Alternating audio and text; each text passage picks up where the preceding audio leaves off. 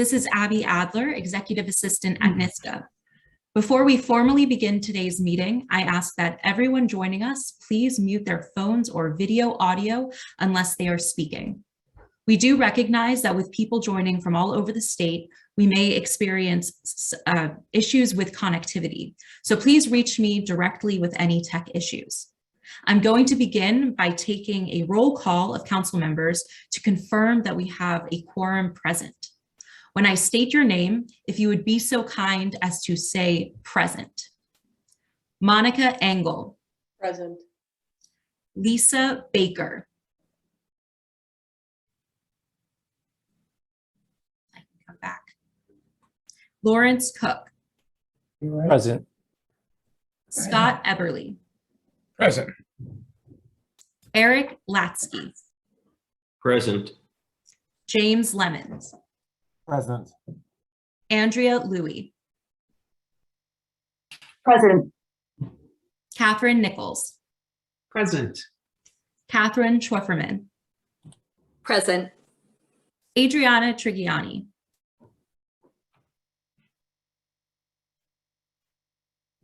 Adriana?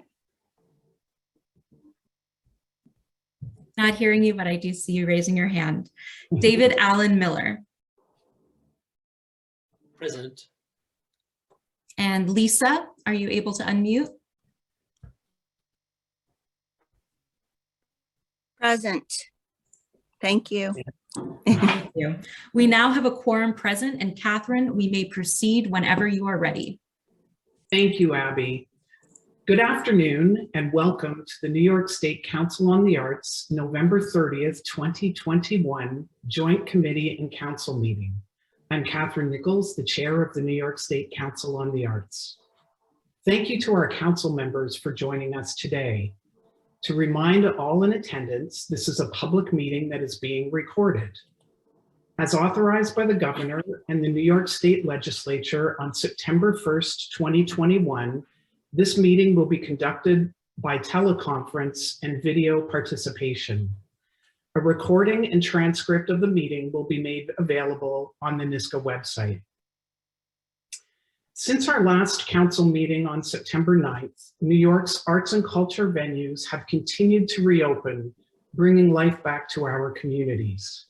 After so many months marked with closures and restrictions, performance arts are finally making a comeback. As you know, NYSCA grants this fiscal year have supported a total of 777 rapid live performance grants, which are ongoing and vital to our recovery. Many grant recipients have been featured on NYSCA's website, so please continue to check into our site as it is a tremendous source for grantee activation. Last year, international tourism in New York was down by 86%. Our vast tourism economy accounts for over 800,000 jobs, many within the arts and culture sector.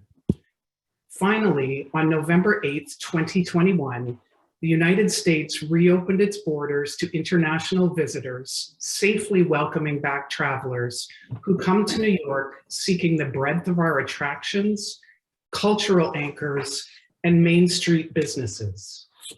From international travelers arriving at our airports to Canadians crossing our land borders, New York State's economy is powered by tourism.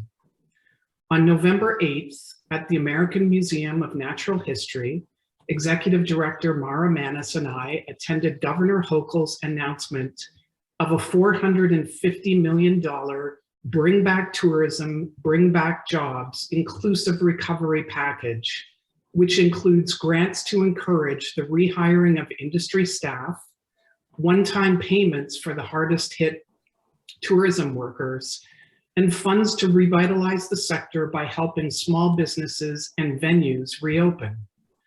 The time to visit New York is now, and we are grateful to Governor Hochul and our state's leadership for this responsive economic recovery package. At today's meeting, we will review and vote on fiscal year 2022 panelist roster recommendations and fiscal year 2022 round 3 grant recommendations, including support for organizations, support for artists, special opportunities, and recovery grants. The meeting materials were sent to Council on Tuesday, November 23rd, 2021. The application portal for the round 3 opportunities opened on July 19th and closed on September 1st at 4 p.m. Between October 8th and November 18th, NYSCA staff conducted 26 peer review panels and welcomed 135 panelists for the programs we will review today. Several members of our council and I were fortunate to observe a number of the panel sessions.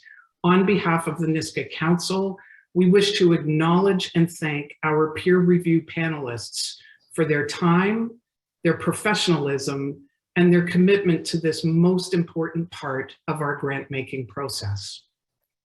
This year, NYSCA launched new guidelines and program categories, and our peer review panelists came to these sessions prepared with thoughtful comments, insights, and their shared experiences to review and make recommendations that come before Council today.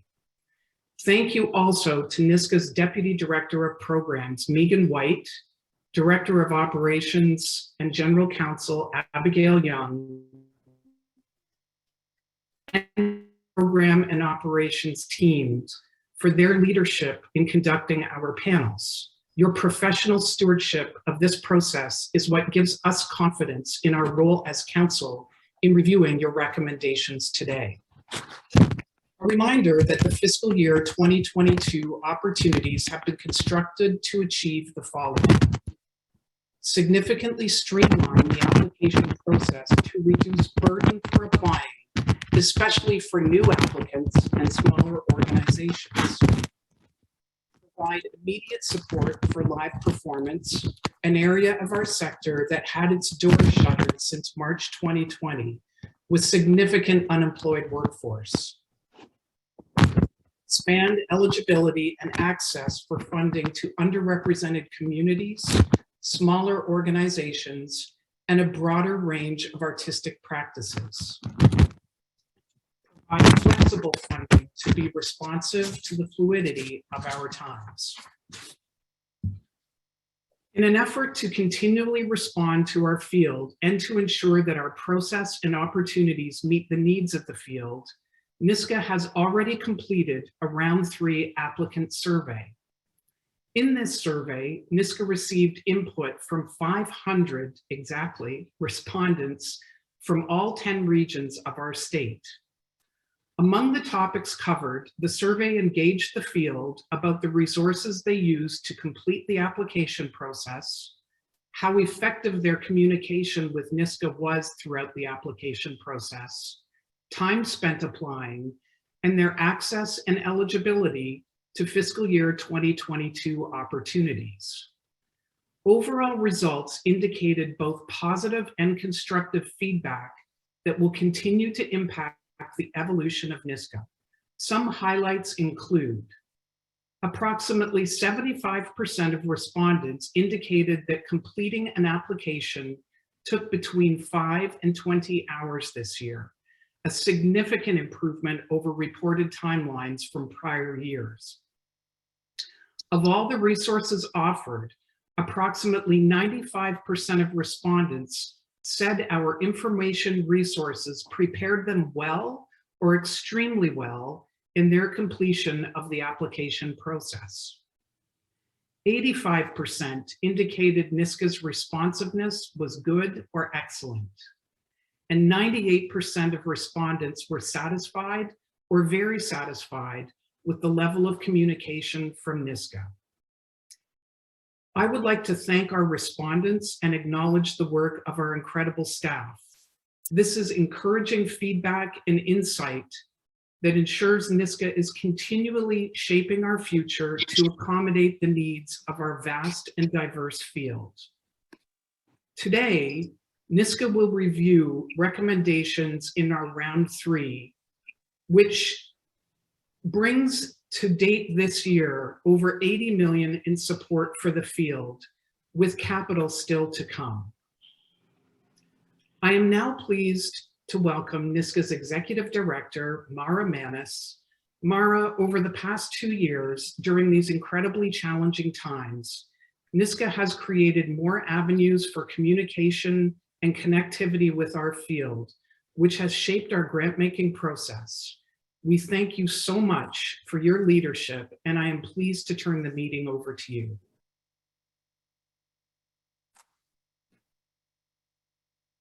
Thank you, Catherine, so much. And it's really a pleasure to be here with you all today.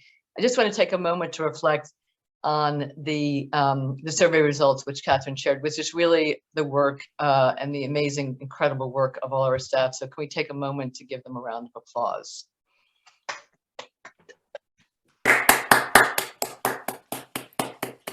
Yay.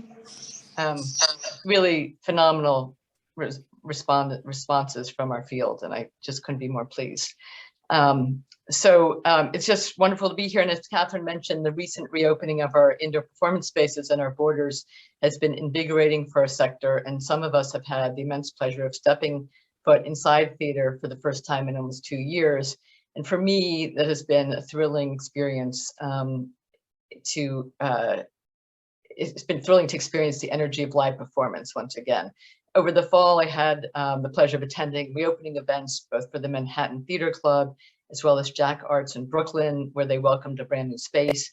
I also joined the Chocolate Factory in Queens as they celebrated the opening of a permanent home for them in Long Island City, which is has a special place in my heart since it's where I live in the city as well. I also traveled to Buffalo earlier this month, where I was joined by council members Scott Eberly and Monica Engel and Larry Cook.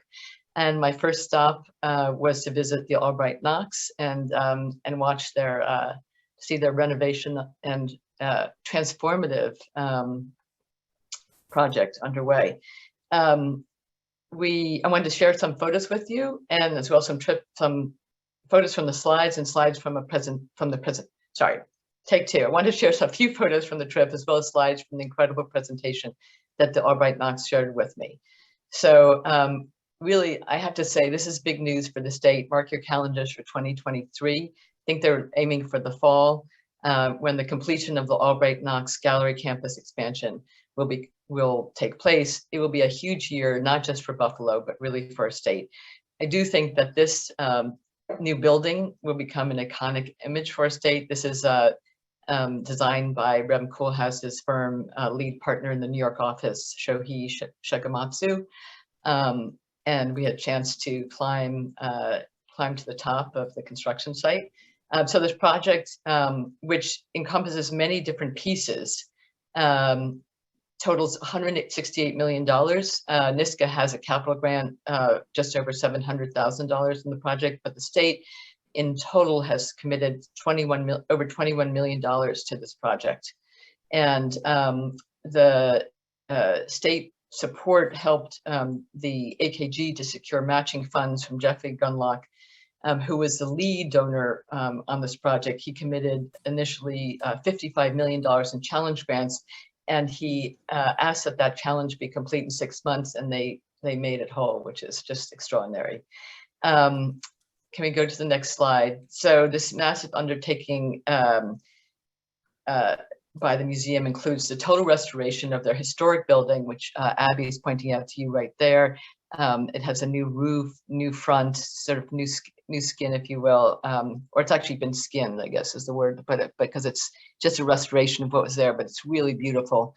And the roof is now this shining green, which you'll see in another picture. There is there's an expansion, there's the addition of a new underground parking structure which will be beneath this lawn. So right now when you pull up, and for those of you who are in Buffalo, you know, when you pull up and you see this parking lot, it just doesn't give merit to really what lies within. And so, and as a museum is really situated within the broader Olmsted Design Park, what's wonderful is the way that it now integrates into that park in this seamless way with the addition of this lawn and all the green spaces now in the beginning and the front as well as the side. The other thing that Abby will point out, is the Olafur Eliasson. There's now going to be an Olafur Eliasson sculpture court, covered sculpture court. This was an outdoor courtyard, which is now going to be repurposed to an indoor town square of sorts, and it's spectacular. We have another picture of it coming up. Next slide, please. So this is a close-up of the new building. As you see, there's a connector called the Scenic Walkway, or Scenic, what's it called, Abby? The Scenic? Scenic Bridge. Scenic Bridge, thank you. The Scenic Bridge to the old building, the 1905 building, which stands in all of its majesty right there on the right. Upon completion, do we have another slide of the Olafur Eliasson indoor courtyard? There it is. Kind of incredible, right?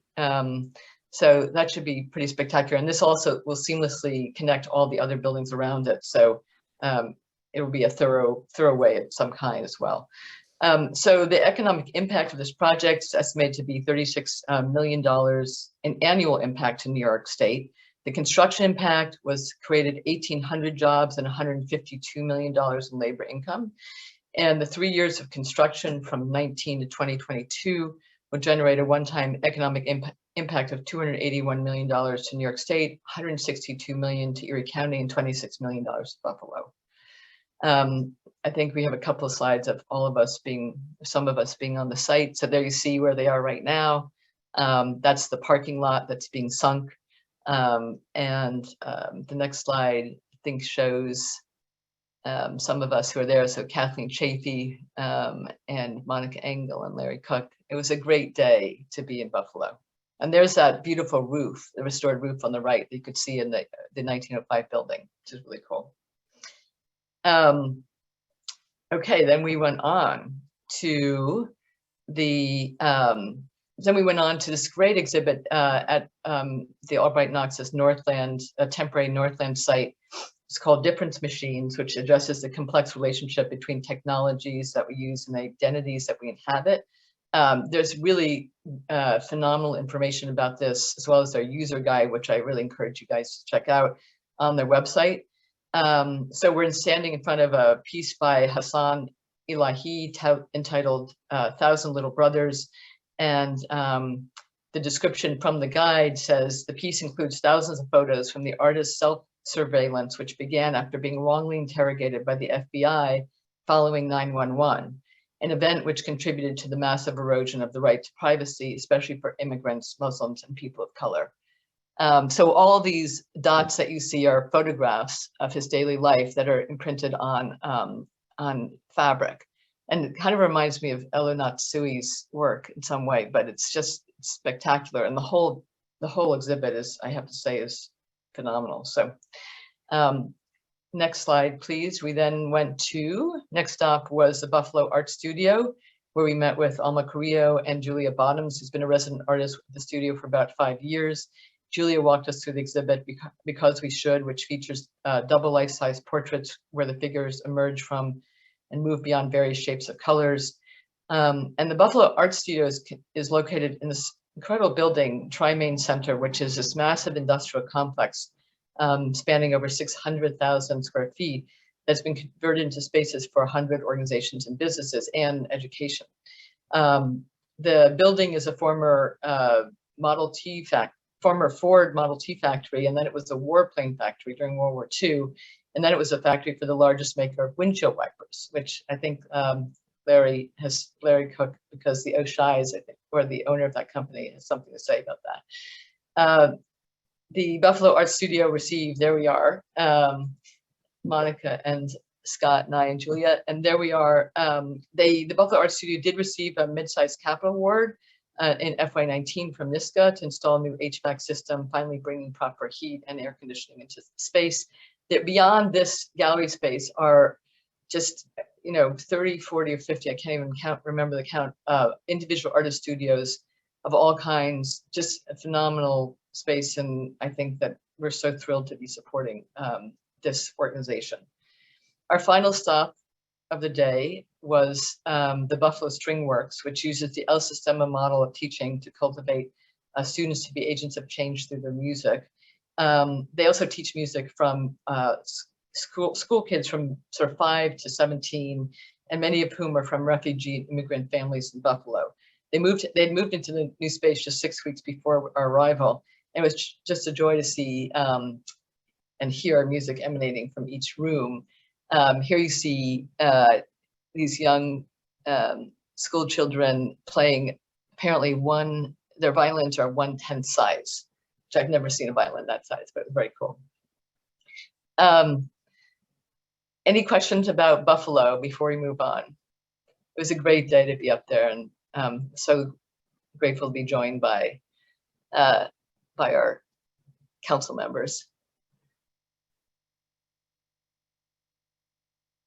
Okay, I don't see any hands. Do you see any hands? No. Okay, great.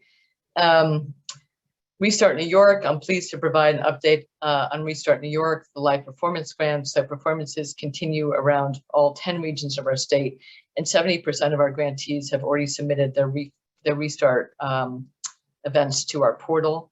From Battery Dance's first annual gallery crawl in Tribeca, which paired movement with the visual arts, to Jiva Theater Center's annual production of A Christmas Carol in Rochester. More than 600 events have occurred and 100 more are upcoming. Reminder that you can now find a list of the upcoming Restart performances on the Niska website under the NYS Arts Now tab.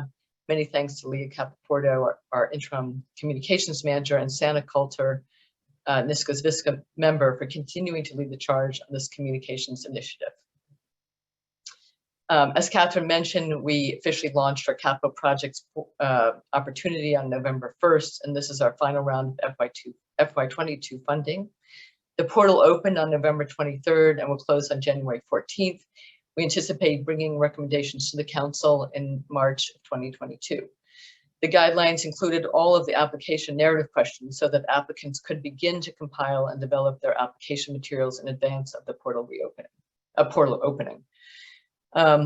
These projects prioritize, or our guidelines prioritize, the safety, accessibility, and longevity of vital arts and cultural spaces, and we are proud to offer this critical support as organizations plan their futures.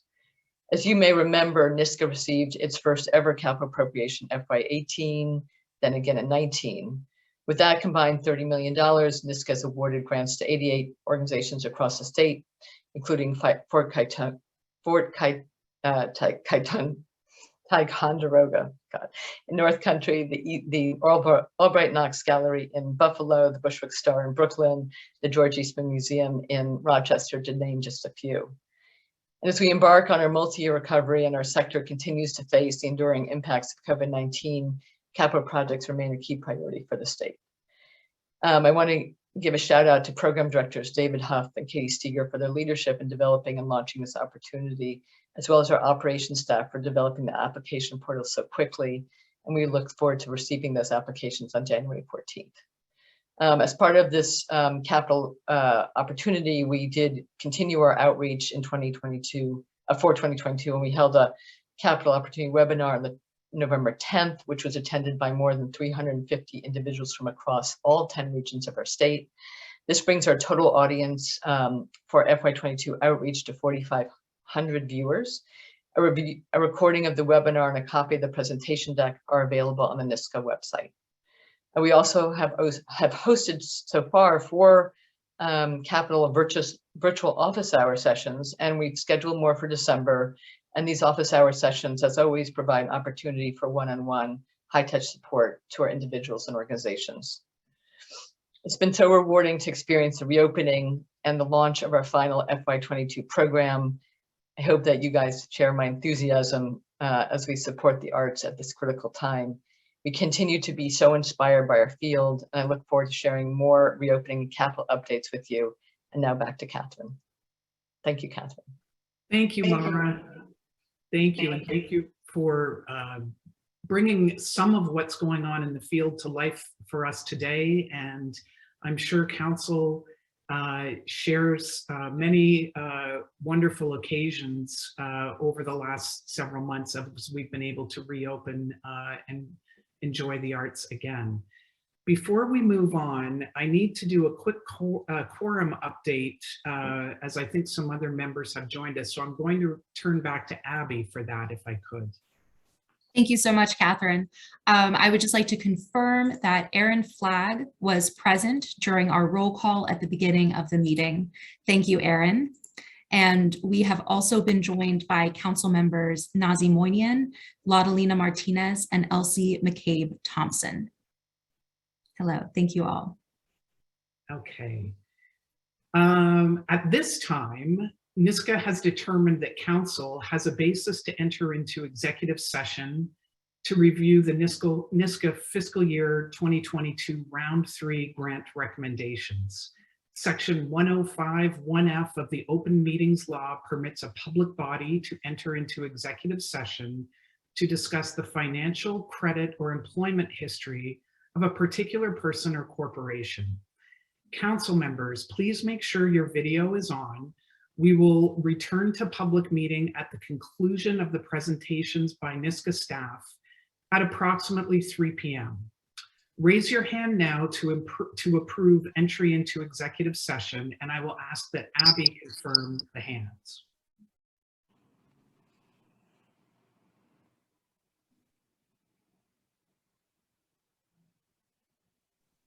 This is Abby confirming that the motion is approved.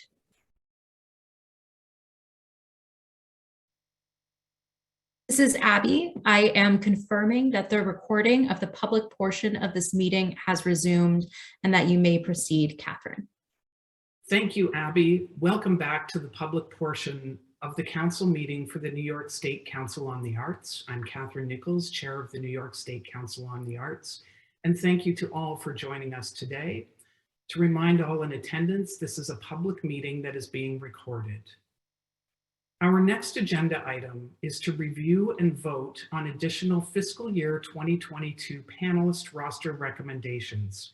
Megan White, NYSCA's Deputy Director of Programs, will now discuss the round 3 panel process and the panelist roster recommendations for the folk, individual artists, and capital panelist rosters. Megan. Thank you, Catherine. NYSCA strongly believes in maintaining the public voice in our grant-making process. And as such, peer panel reviews are a cornerstone of NYSCA's mission in grant-making. As reviewed at previous council meetings, the executive leadership and program staff streamlined our panel process to address our current fiscal reality, as well as the safety challenges presented by COVID-19. All panels were held virtually.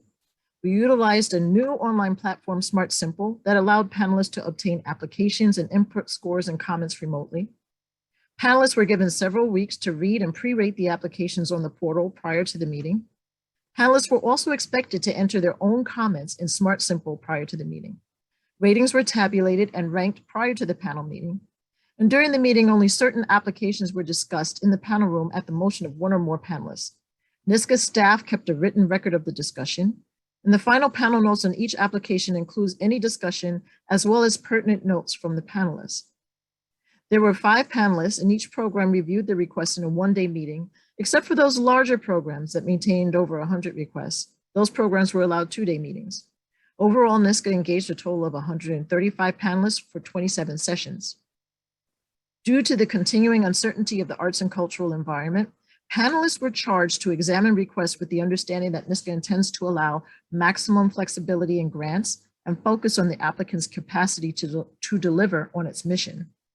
Panelists were furthermore charged to examine the applicant's track record, vision, and approach, and use the application as a window into how the organization operates, not only internally, but also within its community.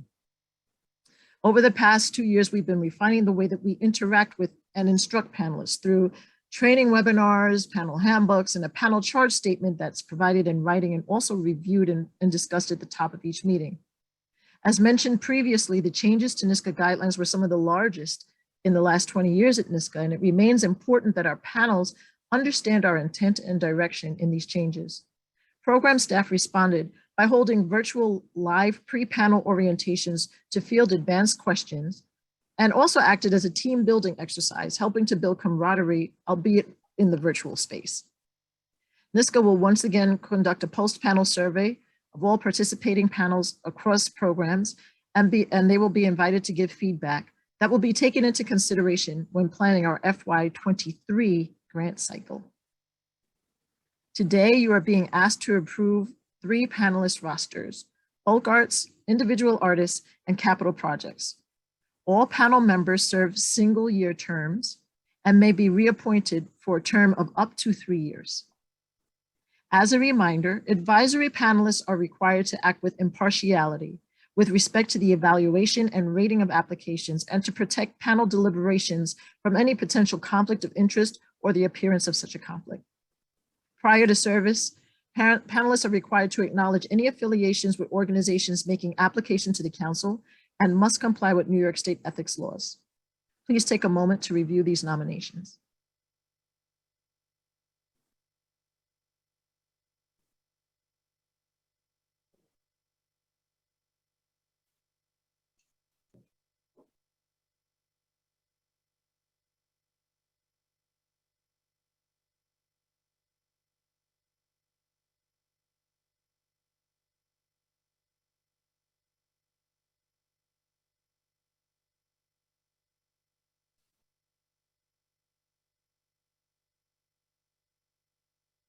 Thank you, Megan. And are there any questions or comments from the council at this time in review?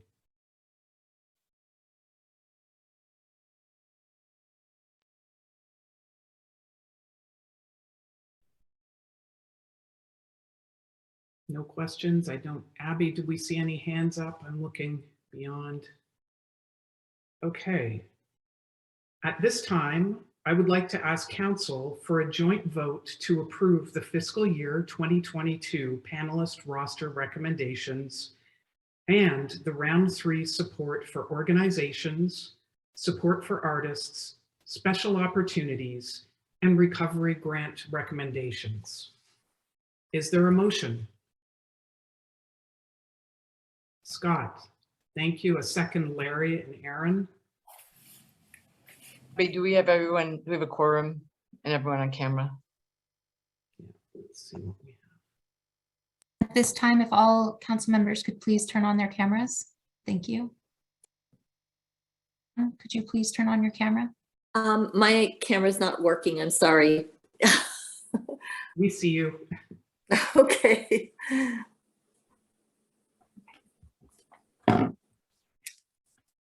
Then we have a quorum. Yes. Thank you. Thank you. So I would now like to ask Deputy Director of Programs, Megan White, if there are any recusals to report. Those with the conflict will be deemed recused on their vote for the applicable application. Megan. Thank you, Catherine. I have the following conflicts to report for the record. American Symphony Orchestra League, doing business as League of American Orchestra, Aaron Flagg and David Allen Miller. Bellevue Literary Press, Andrea Louie. Buffalo Fine Arts Academy, doing business as Albright Knox, Monica Angle. Classical Theater of Harlem, Elsie McCabe Thompson. Cornell University, Lisa Baker. Intrepid Museum Foundation, Hildy Couric. Juilliard School, Aaron Flagg. Just Buffalo Literary Center, Andrea Louie. Lake Placid Association for Music, Drama, and Art, James Lemons. Queensborough Dance Festival, Andrea Louie. Solomon Guggenheim Foundation, Lisa Baker. The Research Foundation of the City University of New York, Elsie McCabe Thompson. Trust for Governor's Island, Carol E. Fink. And the Westbeth Corporation Housing Development, Elsie McCabe Thompson. Thank you, Megan. And I'll ask again if there are any further recusals from council today.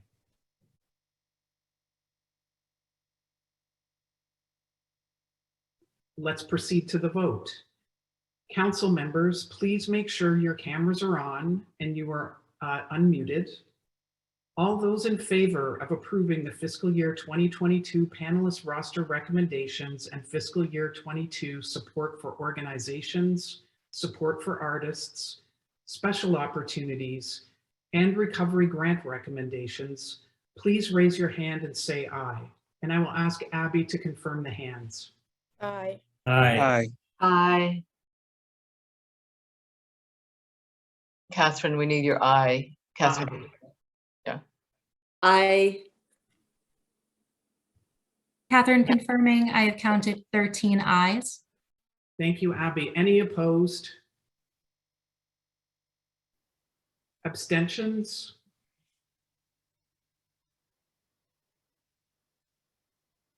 Catherine confirming, no opposed or abstention votes. Thank you, No. Abby. Thank you. The motion carries. So today, NYSCA has taken another important step forward in aiding the recovery of our not-for-profit arts and culture sector. And as discussed today, Council is acutely aware that our field's recovery will be much longer than the duration of this crisis. These grants will no doubt make an incredible difference to the recipients as they reopen in communities all across New York State. On Friday, November 26, Governor Hochul declared a state of emergency in New York in response to the evolving COVID-19 Omicron variant. This declaration allows for our state to respond and prepare as appropriate. We have learned that over the last 21 months, our sector's responsiveness and observance of government health protocols has allowed us to get back to work and return to our enjoyment of the arts. There are no further announcements impacting our sector at this time, and we wish our field great success as they continue to return to the work that they love and that we have the privilege to enjoy. Our next meeting will be held in the spring of 2020, where Council will review and vote on the Round 4 capital project grant recommendations. The portal for these applications will close on January 14th, and we will announce the date of our next Council meeting shortly after the deadline passes. Never has NYSCA's funding been so needed, and we recognize the role that arts and culture play in our lives, and of all of those who call New York home. From small children to our elders across all communities, we are nourished by the work of our grantees, and we all benefit from the critical role that arts and culture sector plays in our tourism economy. And we welcome with open arms the tourists who are returning to enjoy the arts in New York. Again, I would like to thank the NYSCA staff, our council, our panelists today, our presenters, and in doing our civic duty, we have approved over $45 million in vital funding in support for New York's arts and culture sector. I wish everyone good health, and this concludes our council meeting for today. I will now ask for a motion and a second to adjourn the meeting. Motion, Adriana, thank you. Second. Second, Aaron and Scott. Thank you very much. Good health, everyone, and thank you so much for your time today. It's been great to see you all. thank you guys so much. Great to see you. Appreciate Happy it. holidays. Thank Thank you. you.